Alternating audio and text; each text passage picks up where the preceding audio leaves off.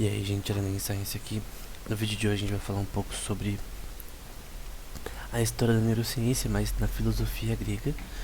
Nesse caso sobre o encefalocentrismo e o cardiocentrismo. Uma, que era uma teoria há 2.000 anos atrás, que cria que o cérebro era o centro das emoções, do pensamento e tal. E o cardiocentrismo, que acreditava que o coração e não o cérebro fazia isso, né? Embora para nós hoje, obviamente, o enfalocentrismo é a verdade, né? Há 2.000 anos atrás não era assim. E tanto que demorou muito tempo para as pessoas realmente aceitarem que o cérebro realmente era a sede dos pensamentos e da consciência humana, né? E animal. Então, esse vídeo é baseado nesse paper, que é extremamente bem escrito. Embora seja pequeno, ele realmente detalha com muito, assim, de uma forma bem legal esse tema, que é o alma, cérebro, mente no caso, e cérebro, filosofia grega e o nascimento da neurociência, né? Eles falam, por exemplo, sobre o desenvolvimento de conceitos sobre o cérebro, como por exemplo o Alckmin, mais ou menos no século 5 a.C., falando sobre a questão da sensação e do entendimento. Hipócrates, que é um cara extremamente importante para a parte de medicina, foi talvez o primeiro médico assim a escrever um grande número de livros. Não foi ele que escreveu, foi os alunos dele, mas realmente ele foi extremamente importante para definir como se deve praticar uma medicina, né? E também ele que definiu aquele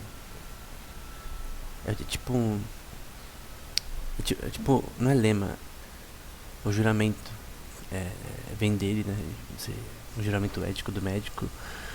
Aqui no plano do Platão, relacionado à alma, ser um sistema racional relacionado ao ser humano, imaterial e imortal, né? Isso vem de Sócrates também. Aristóteles era um pouco diferente. Ele acreditava meio que no cardiocentrismo, nesse caso que a mente seria um agente no corpo que seria tipo um calor, uma chama incandescente de certa forma. Herófilos, que o comando do centro do corpo, né, relacionado ao cérebro, e aqui o Hegemonicon de Galen, né, que era um cara que acreditava que o cérebro era o que criava a consciência e não o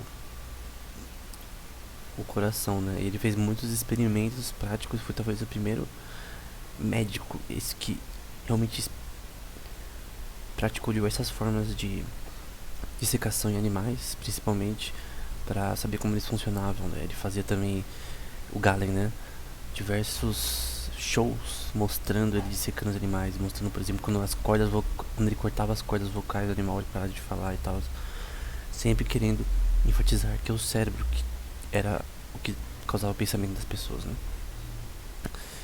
Sobre o encefalocentrismo, né, as pessoas há 2.000 anos atrás, na época da filosofia grega, que acredita no período pré-socrático, socrático e pró-socrático, né, que nesse caso acreditavam que o cérebro, ou não, talvez não acreditavam, mas talvez tinham acreditavam no sentido de que eles sugeriam também. Talvez nem todos realmente falavam com certeza absoluta, mas ou na cabeça, enfim. Alcmaeon de Croton, os pitagóreos, né, acreditavam muito nessa teoria. Anaxágoras, que é um cara que vai ser citado no livro de Fido,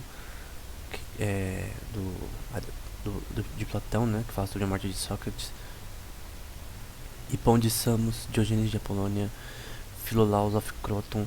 Embora eles acreditavam no encefalocentrismo, eles acreditavam nisso, mas de uma forma um pouco diferente da de Galen, por exemplo, da nossa moderna.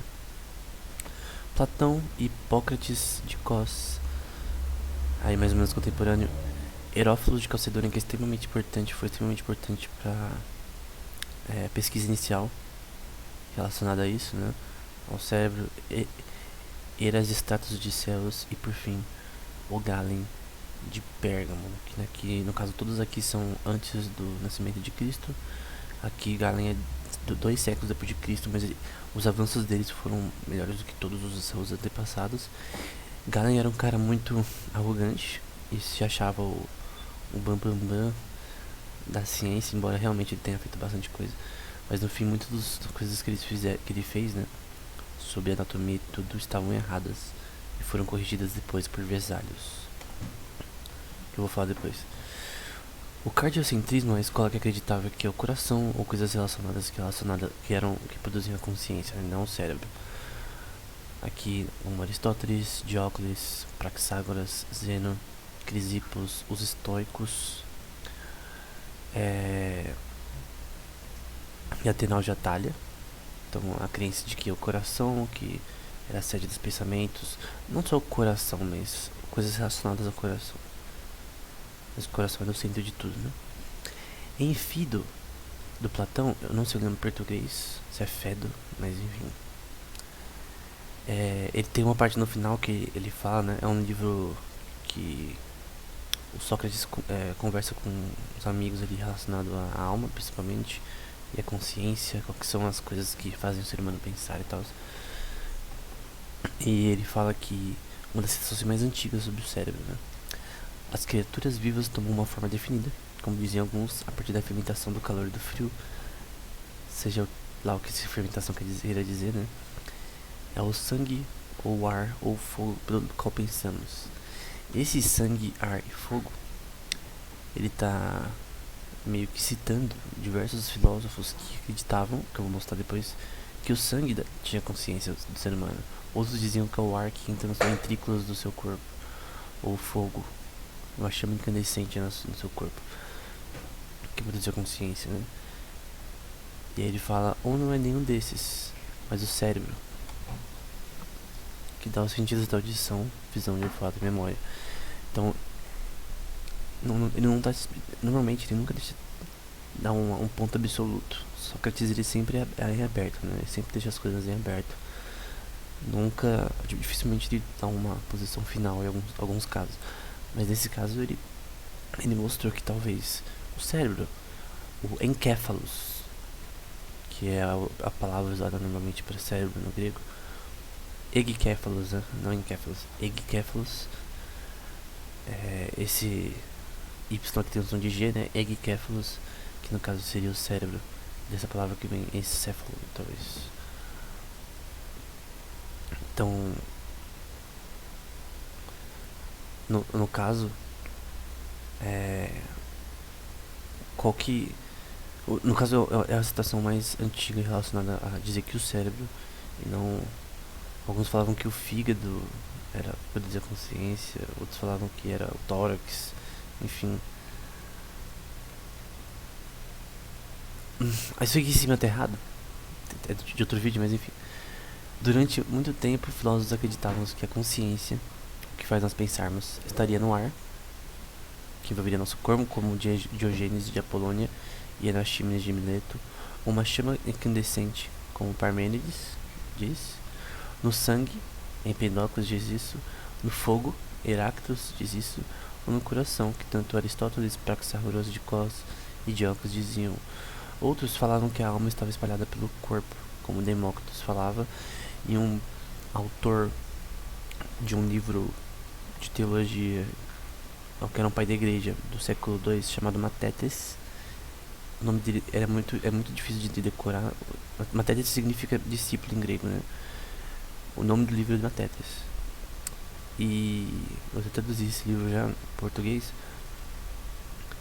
E ele usava essa questão do Demócritos aqui, que a alma estava espalhada por todo o corpo, embora na prática a Bíblia não diz isso. Mas era uma opinião mais filosófica de Demócritos. E era basicamente isso. Outras coisas que eles acreditavam na pneuma, que seria um sopro de vida no ser humano que passaria por todo esse corpo e seria a palavra para alma aqui, né? A palavra para alma na verdade é psuque, né? Que daí vem a palavra psique. Normalmente você vai ouvir como psique, mas meu professor de grego ele sempre tem uma briguinha com a letra Y no grego, se é tensão de I ou de U. Eu fui ensinado que tem som de U, mas enfim. Normalmente as pessoas falam psique. E o recomeço da teoria encefalocêntrica de Galen de Pérgamo. Então ele abria os animais, ele talvez não muito humanos, mas ele abria os animais, dissecava eles e tentava entender como funcionava o cérebro deles e tal e tudo. Era um grande médico, escreveu vários livros sobre medicina que foram usados por diversas culturas ao longo da história. Os próprios árabes, quando eles foram um centro do conhecimento da filosofia grega, eles preservaram a filosofia grega por muito tempo. Eles também gostavam de Galen de Pérgamo, usavam muito a medicina deles. E ele escreveu vários livros, né? Aqui são só alguns deles, como sobre processos anatômicos, cirurgia, um método de medicina, sobre casos antecedentes. Ele também desenvolveu uma teoria de humor, que ele teria 4 humores que são relacionados a doenças, embora isso obviamente está errado hoje em dia. Enfim, era um cara muito bom, embora muito arrogante. E Andreas Vesalius, ele mostrou que Galen estava errado em muitos pontos, porque o Vesalius ele realmente pegava corpos de mortos, né, para estudar, né, no caso do ponto de vista médico e anatômico, né, então ele tinha um aval do Estado para isso, provavelmente, somente com as guerras que estavam acontecendo na época relacionadas na Inquisição, né, as cruzadas. Muitos soldados morriam e aí ele podia estudar esses caras, né.